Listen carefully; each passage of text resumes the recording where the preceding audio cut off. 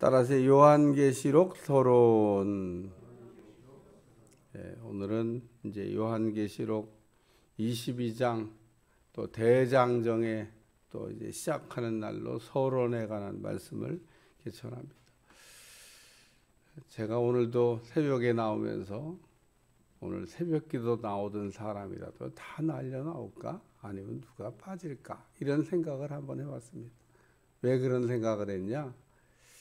요한계시록을 가리킨다 그러면 막 가슴이 벌렁벌렁 뛰고 사람이 구름대같이 볼대같이 모여들고, 다 지금 한국의 이단이라고 하는 사기치는 사람들이 이 요한계시록을 가지고 사기치고 있는데, 그만큼 사기치기가 좋은 성경인 거죠.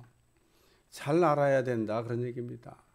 관심도 우리가 가져야 되고, 뭐 그렇게 복잡하게 어렵게 되어 있는 성경이 아닌데 여러 가지 사기칠 수 있는, 그러니까 자기들 마음대로 자의적 해석을 하기가 좋은 내용들이 많이 담겨져 있는 내용이라 그렇게 자기들의 사기 교과서로, 사람들을 미혹하는 교과서로 이용하고 있다는 겁니다. 왜? 모르니까. 모르니까 속이는 겁니다. 알면은 속일 수 있겠어요? 아는 사람은 속일 수가 없어요. 나 같은 사람을 이렇게 속이면 좋은데 저는 뭐 죽었다가 다시 태어나도 안 속습니다. 그러니까 우리가 알아야 될 거를 좀 잘 알아야 되는데, 요한계시록은 주전 200년, 주후 200년 사이에 있었던 묵시문학이라고 하는 그 형태를 빌려서 쓴 서신입니다. 그러니까 이게 지금 제가 얘기한 딱 정리한 한마디로 얘기한 내용을 잘 들으셔야 돼요. 이거는 주전 200년, 주후 200년 사이에 있었던 묵시문학이라고 하는 예를 들면 형태를 빌려서 쓴 서신이다. 근데 왜 묵시문학에 그러면 형식을 빌려서 요한계시록을 썼냐? 묵시문학은 왜 그때 그러면 나왔냐? 배경이 포로기나 혹은 핍박 시대에 직접적인 어떤 내용들을 이렇게 언급할 수가 없기 때문에, 그래서 그런 시기에 태동하고 만들어졌던 일종의 문학, 어떤 글을 쓰는 형식이라는 겁니다. 글을 쓰는 형식이 묵시문학이라고 하는, 그러니까 숨겨서 얘기하는 겁니다. 어떤 말씀을 이렇게 그냥 직접 얘기하면 뭐 죽는 거죠. 예? 그러니까 직접 얘기를 못하고 돌려서 얘기를 이렇게 하는 방법이 묵시문학인데, 요한계시록이 그럼 묵시문학이라고만 얘기할 수 있냐? 그건 아니라는 겁니다. 묵시문학의 형식을 빌렸다. 그래서 상징이나 뭐 환상이나 혹은 하늘의 이야기나 뭐 이런 내용들이 이렇게 많이 등장하는 것. 그리고 묵시문학은 특징이 한 가지 있는데 저자를 안 밝힙니다. 저자를 안 밝히다는 얘기는 뭐 자기 이름이 별로 이렇게 인기가 없어서 안 쓸 수도 있지만, 유명한 사람의 이름을 갖다 붙여야 그 책이 값어치가 있잖아요. 그래서 그 당시에 유명한 사람들의 이름을 빌려가지고 자기 이름은 숨기고 이렇게 보통 쓰는 게 묵시문학의 대표적인 특징인데, 요한계시록은 그렇게 또 썼냐? 아닙니다. 요한이 자기가 썼다고 분명히 자기 이름을 밝혔기 때문에 그거는 또 좀 다른 특이한 부분이다. 그리고 오늘 요한계시록이라고 제가 이렇게 지금 오늘 성경도 요한계시록이 돼 있잖아요. 구약 성경을 읽으면 소예언서 12개, 대예언서 크게 2개. 그래서 뭐 예레미야나 혹은 이사야나 이런 사람은 대선지자라고 그래요. 왜 대선지자라고 하냐면 분량이 너무 많아서. 그리고 나머지는 이렇게 몇 장 조그맣게 이렇게 예언자들이 나오는데 그건 소선지자라고 해요. 분량이 적어서. 그러니까 분류할 때 분량이 적은 사람 12명이 있는데 그건 소선지자, 소예언자라 이겁니다. 그리고 아주 많이 예언한 사람, 정말 두꺼워요, 이사야 같은 거. 근데 그게 또 다 맞았어요. 참 신기하다.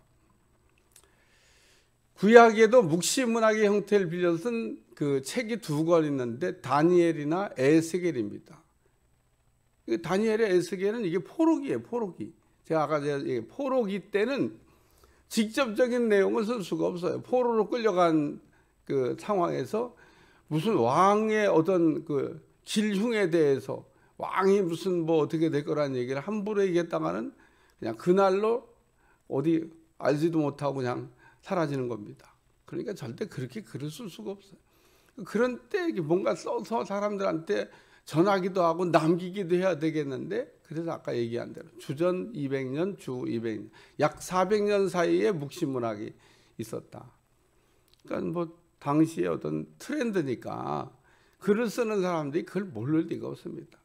저도 뭐 책을 한 2권 썼고 글을 써봤습니다만, 글을 쓰다가 아, 글은 이렇게 쓰는 거구나라는 걸 제가 뭐 이게 알기도 했습니다. 글을 쓰다가 내가 하고 싶은 얘기를 직접 쓰기 어려운 건 글과 글 사이에 숨겨서 제가 쓰기도 했습니다. 가능하더라고요. 그러니까 직접 안 썼습니다. 그러나 행간과 행간 사이에 글 없어요. 근데 글은 없는데 제가 글을 써놓죠. 그러니까 글을 읽으면서 행간과 행간 사이에 그냥 줄인데 그 안에 글이 들어있습니다. 잘 읽어보면 아, 이 사람이 이 얘기를 뭔가 하고 싶었는데 직접 안 쓰고 이렇게 글을 썼구나. 그러니까 글을 쓰는 사람들은 누구나 할 수 있는 일입니다. 그러니까 글씨는 없는데 이런 내용은 분명히 이 저자가 말하려고 하는, 뭔가를 말하려고 했는데 이런 내용을 말했겠구나. 그러고 찾아낼 수가 있습니다.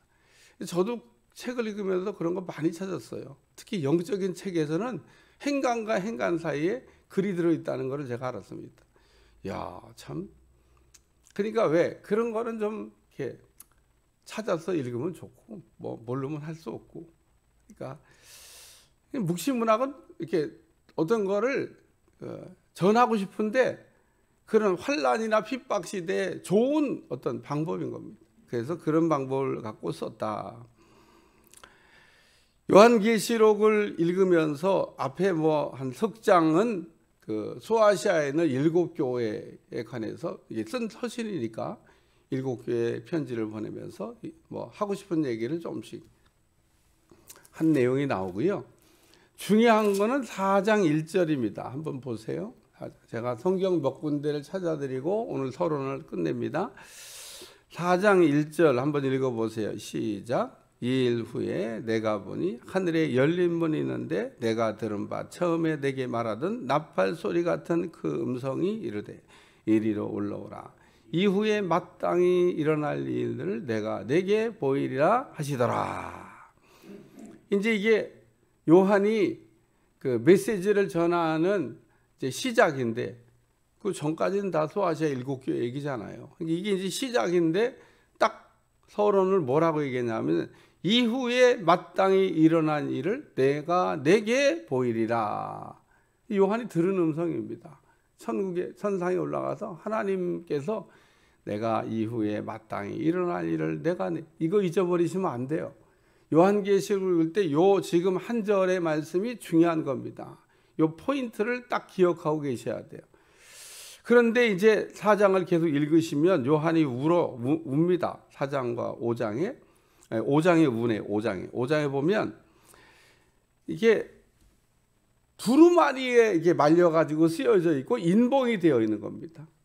두루마리는 아유 뭐 종이가 좀 만들어 갖고 나와야 돼. 이렇게 생긴 게 두루마리인 겁니다. 두루마리. 근데 여기다가 7개의 인봉을 쳤어요. 인을. 그러니까 7개의 인을 다 떼기 전까지는 이 안의 내용을 보려고 해도 볼 수가 없습니다. 인이 다 떨어져야만 이렇게 펼쳐서 이 안에 쓰여진 내용을 볼 수 있게 된다는 거예요. 지금 두루마리를 봤는데 7인봉이 되어 있고 이걸 펼 자가 없다는 겁니다. 이걸 떼야 되는데 누가 떼냐? 그 요한이 울어요. 그러니까 이후에 마땅히 하나님께서 일어날 일들을 보이신다 그랬는데 그게 두루마리 안에 쓰여져 있고, 두루마리를 열기 위해서는 인봉을 떼야 되는데 7인이 쳐져 있습니다.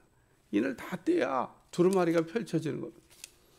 요한이 보니까 뗄 자격자가 없는 겁니다. 그걸 떼려면 뗄 수 있는 자격자가 있어야 하는데 보니까 없어요.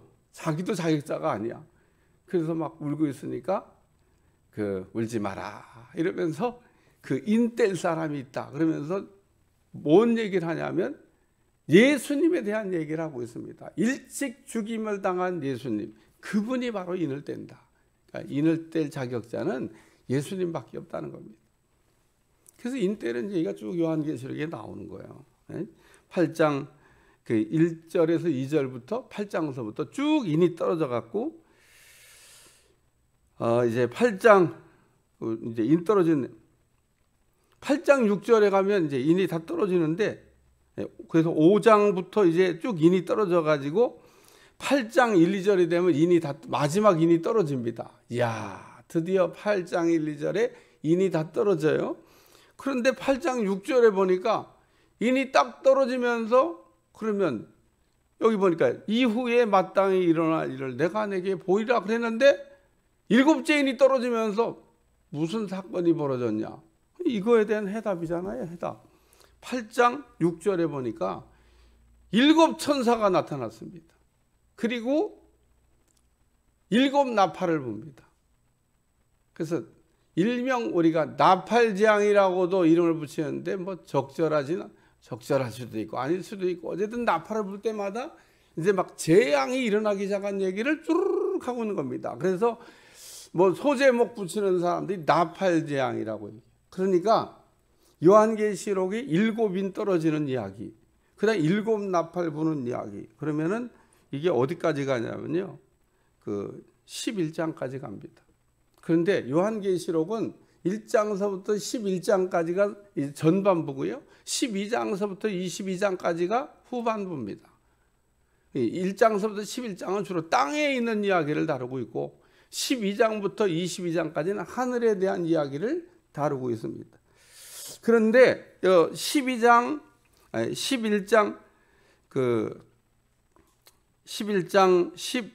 15절에 보면 마지막 나팔이 이제 불려지는 거예요. 마지막 7 나팔이 7 천사가 7 나팔 들었는데 나팔을 빰빰빰빰 그러고 이제 나팔 불기 시작해서 나팔을 불 때마다 막 또 재앙이 나타나는데 7번째 나팔이 불려집니다. 자, 그런데 우리가 이 나팔이 도대체 나팔 소리가 언제 들려지냐고 하는 걸 성경에서 그냥 정리하면 됩니다. 나팔은 간단하게 얘기해서 전쟁이 일어날 때 나팔을 붑니다. 성경에 보면 이스라엘 사람들은 전쟁할 때 나팔을 불었어요. 빰빠방 그럼 나팔 소리를 듣고 전쟁이 일어났구나. 응? 그리고 두 번째는 진을 이동할 때 나팔을 불었습니다. 진을 이렇게 딱 세팅해 놓고 있다가 진을 이렇게 다른 곳으로 옮겨갈 때 빰빠방 그러고 나팔을 불었어요. 나팔을 불면 야 우리 옮겨가자는 얘기구나 그러고 옮겨갔습니다. 그리고 또 이 나팔을 언제 부냐? 절기를 시작할 때, 절기가 오면 나팔을 불어가지고 또 절기를 알려줬습니다. 그리고 또 하나 나팔을 불 때가 경우가 있는데 그게 언제냐? 하나님이 임하실 때 나팔 소리가 들립니다. 성경에 언제나 어디서나 나팔 소리가 난다. 하나님이 임재를 얘기하는 겁니다. 자, 그러면 4경우밖에 없어요. 성경에 전쟁할 때, 진을 이동할 때, 또 뭐 절기 지킬 때, 그러면은 하나님 임재할 때. 아니 4경우 중에 뭐 하나죠. 이게 하나님이 임하신다는 겁니다. 요한계시록은 주 95년 이제 요한이 죽기 직전에 쓴 건데 문제는 뭘 얘기하고 싶은 거겠어요? 나팔을 얘기하면서 하나님이 재림을 얘기하는 거잖아요. 재림. 그러니까 나팔 소리와 함께 데살로니가전서 4장 16절 17절에 보면 주님이 재림하실 때 나팔 소리와 함께 오신다고. 성경은 어디서든지 주님이 다시 오실 때 나팔 소리와 함께 천사장의 나팔 소리와 함께 온다고 얘기하셨기 때문에 이건 무슨 부정할 수 없는 그러니까 이 나팔 소리는 주님의 재림을 알리는 나팔 소리라고 해석을 해야 되는 겁니다. 여기에는 글쎄 누구도 이견이 없을 것 같아요. 제가 볼 때도 그렇게 이해합니다. 그러니까 나팔 소리가 났다는 얘기는 주님의 재림을 알리는 얘기인 겁니다. 그리고 11장 15절에 마지막 나팔이 나면서 이제 12장에 뭐 여자와 용 얘기, 13장에 두 짐승 얘기, 14장에 14만 4천 이야기, 또 15장 1절에 하나님의 심판에 대한 얘기를 하면서 16장 1절서부터 16장 17절까지 7 대접 재앙이 쏟아집니다. 그래서 대접이 하나씩 이게 쏟아질 때마다 막 재앙이, 이거 하나님의 심판이에요. 이거는 대접 재앙이라고 그러는데 대접 심판이라고 봐야 됩니다. 그러니까 주님이 재림하시고 하나님의 심판이 시작되는데 이런 심판이 있다. 그리고 그 다음 내용은 천년왕국, 새하늘과 새 땅, 그럼 끝인 겁니다. 요한계시록은 큰 그림으로 이렇게 되어 있는 거예요. 그러니까 소아시아 7교회 한 얘기, 그리고 7인 떨어지는 이야기, 그리고 7인이 떨어지는 이야기가 중요한데 7인 떨어지면서 보니까 나팔을 불고 있고, 나팔은 주님의 재림이라면요. 재림이 올 때 재앙이 일어나는 이야기. 그리고 이 재앙도 보면 이게 하나님이 그 천사를 통해서 재앙을 내린 거냐, 아니면 마귀가 발악하는 거냐. 12장 10절에 보니까 마귀들의 발악으로 나오고 있습니다. 그러니까 요 나팔이 불 때는 아직 주님이 재림이 시작되는 거니까 마귀들이 막 마지막에 발악한다고 12장 10절에 분명히 명시하고 있어요. 그리고 11장 15절에 마지막 나팔이 이제 나게 될 때 이제 나팔 소리가 끝났잖아요. 그러면 주님이 오신 거죠. 뭐 주님이 오시니까, 주님이 오시면 뭐하러 오신다고 성경이 계속 얘기하고 있습니까? 주님이 오시는 거는 믿는 사람에게는 천국 들어가는 시간이니까 기뻐 뛰며 주를 맞이하는 좋은 시간이지만, 믿지 않는 사람들에게는 하나님의 심판이 오는 날입니다. 그 심판받는, 주님이 초림하실 때는 구원을 위해 오셨지만 재림하실 때는 심판하러 오신다는 게 성경의 기본적인 얘기입니다. 뭐 그 얘기는 성경 전체 얘기. 그러니까 요한계시록에서 요한이 말하고 싶은 거는 이제 천년왕국이라고 하는 것도 뭐냐라고 하는 걸 이제 제가 다루다가 해석하겠습니다만은, 맨 마지막에 가면 요한이 천년왕국이 있다 요 얘기하고, 그 다음에 신천신지, 이게 천국을 얘기하는 겁니다. 천국에 대한 얘기하면 요한계시록이 끝나는 겁니다. 뭐 별 내용이 없어요. 별 내용이 무슨 요한이 그냥 자기가 하고 싶은 이야기를 묵시문학을 빌려서 소아시아 7개 서신으로 보내고, 그리고 여기서는 그 나팔이 불려진다는 얘기하고 하나님의 무서운 심판이 있다는 얘기, 그리고 천년왕국이 있다, 그리고 새하늘과 새 땅이 온다, 이 얘기를 하고 싶었던 겁니다. 뭐 그 이상도 그 이하도 아닌 것 같아요. 그러니까 요한계시록의 큰 그림을 이렇게 그려놓고 하나하나 속 내용을 조금 이렇게 살피면서 우리가 이런 거는, 그리고 또 이게 다 구약 성경에 있는 내용을 다 인용해서 쓴 겁니다. 무슨 어디서 뚝 떨어져 갖고 자기가 창작한 창작물이 아닙니다. 이미 구약에 그 선지자들이 썼던 모든 그 환상이나 내용들을 그대로 이게 가져다가 자기가 전하고 싶은 이야기를 이렇게 전한 겁니다. 어렵지 않아요. 근데 왜 사람들이 이걸 갖고 사기치는 교과서로 쓰냐? 모르니까.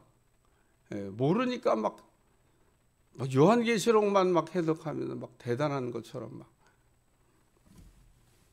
막. 요한계시록을, 그러니까 성경을 이렇게 열심히 연구하고 잘 보면 뭐 그다지 이렇게 성경에서 말씀하고 있는 내용을 잘 우리가 메시지를 들을 수 있는데, 그 연구들을 잘 하는 겁니다. 우리가 성경을 잘 보고, 우리가 이번에도 또 다시 수년 만에 우리 최장로리 한번 목사님 요한계시록 안 해요. 그래서 내가 저 때가 되면 다 합니다. 때가 되면. 이건 뭐 내가 빼놓고 안 해야 될 이유도 없는 책이고, 뭐 또 이 얘기를 맨날 여기만 할 수 있는 것도 아니고, 어떤 목사님은 맨 이것만 내 파토리라. 아니 성경에 할 얘기가 너무 많은데 왜 맨날 이것만 하고 있냐. 그러니까 안 하는 것도 아니고 맨날 또 매일 할 수 있는 것도 아니고, 왔으니까 이제 하는 겁니다. 그러니까 여러분 22장까지 또 얼마큼의 시간이 걸릴지 모르겠습니다만은 다시 한번 또 잘 들으면서 깔끔하게 정리하고 언제나 여러분이 신앙의 견고한 반석에 설 수 있기를 축원합니다. 오늘 서론이 중요해요. 서론이. 요 내용을 이렇게 간단하게 22장을 이렇게 오늘 이렇게 얘기하라 그러면 요 정도 얘기하면 큰 그림이 다 그려진 겁니다.